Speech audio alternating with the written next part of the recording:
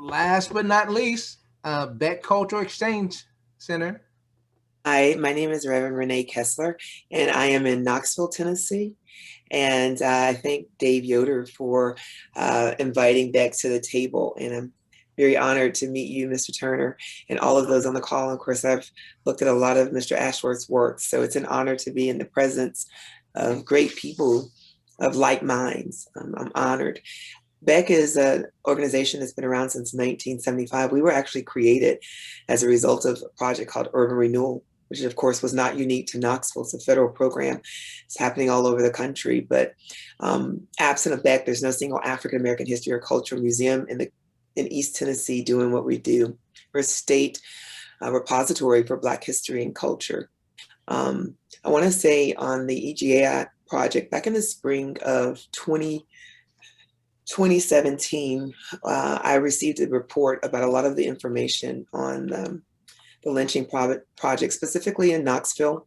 And I also did the surrounding counties, because as I mentioned, there's no one else in East Tennessee sort of doing what we do as a repository for history, Black history and culture. So I wanted to get all of the surrounding communities. And I thought it'd be great to start with the lynching victim in Knoxville, see how that goes, and then be able to branch out to help the other communities with the projects in their areas.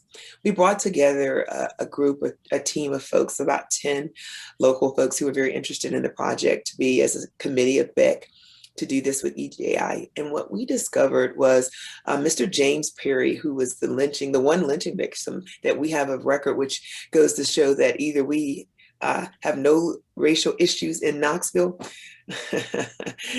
or we have so many, they just are not documented anywhere. Nevertheless, let's just say all we could find record of was one. So we know that better than to know that there were certainly, if you've got that many in Shelby County there, and you found 15 or 20 more than what you originally had, there's 200 or 300 more that we don't know about. So we know that there are other victims, but all we could go on is what they had given us at that point. And what I will tell you is one of the things that makes Beck unique is we have a lot of archives and original documents from the Black newspapers that we had in Knoxville that no one else has. Our archive studio consists of over 50,000 objects of historical artifacts that many people have never seen. And we're trying to get the collection digitized. I say that because that's where we discovered that Mr. Perry was not lynched.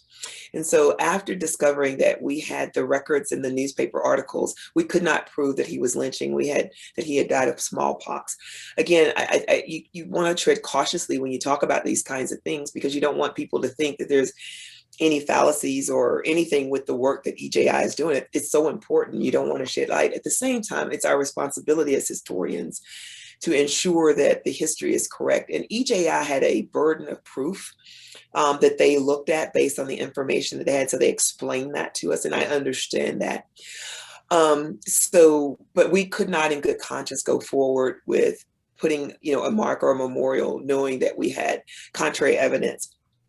I will tell you that most recently, within just a few months, the work that we did in the spring of 2017, another group decided maybe they felt like they could convince themselves that it was a lynch, because it was just this need to, and I get that. And we knew them. So we gave them all of the research we had. And I said, if you can prove us wrong, please feel free to do so. What I like about what they did is that they didn't really find anything else in addition, and they actually found an additional information and support what we'd already said.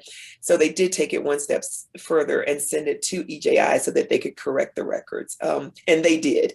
Egai sent back a letter indicating that that they would make those corrections, and that, again, about their burden of proof, but doesn't negate the important work at all. But I just want to share that with this group and with this committee, that it is so important from a historical standpoint narrative. The last thing you want to do is do something that sets us back in terms of putting focus on something, because people want us to do that and then be able to say delegitimize our work. And we don't ever want that. We don't ever want that to happen. That is our work with Egai in the in that project. And it doesn't mean that Beck won't pick up the mantle again and look at the other communities that are surrounding.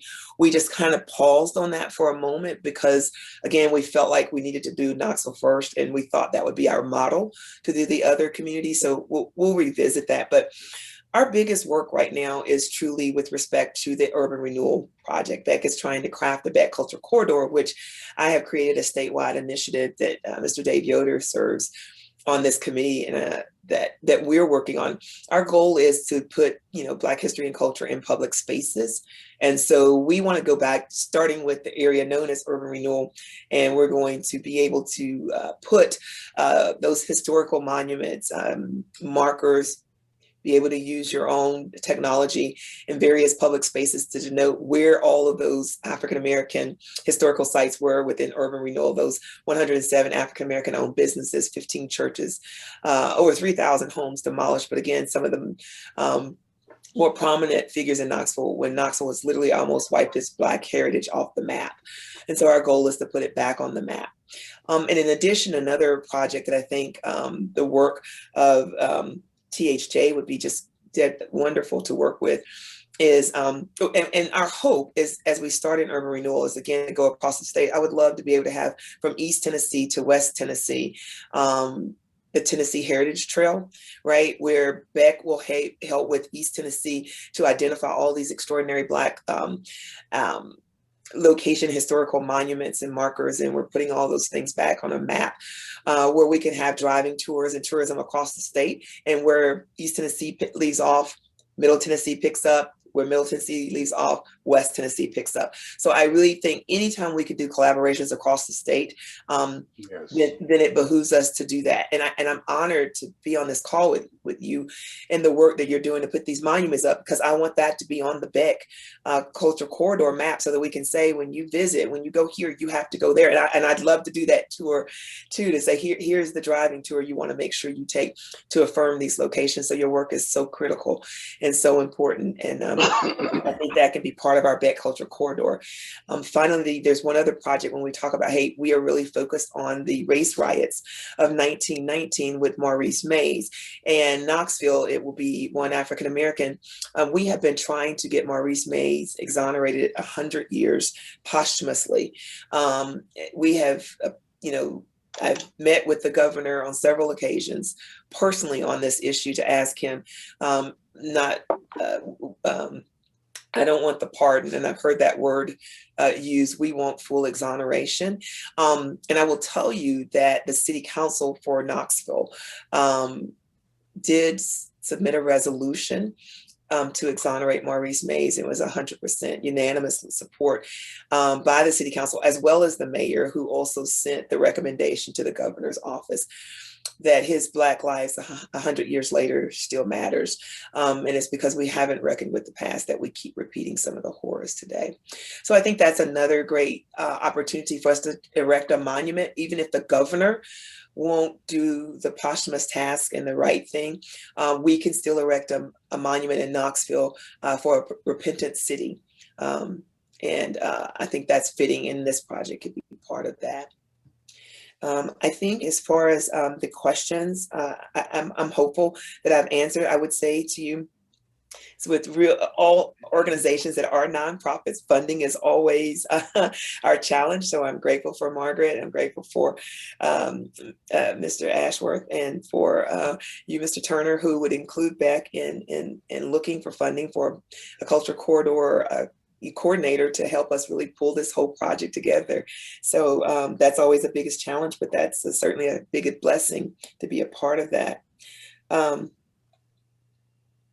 And what would make it worth our time to be? It's already worth my time. I'm honored. Awesome. Thank you very much. Is there anything else you'd like to say? Is that it? I think I'm good. All right. Thank you. I appreciate it.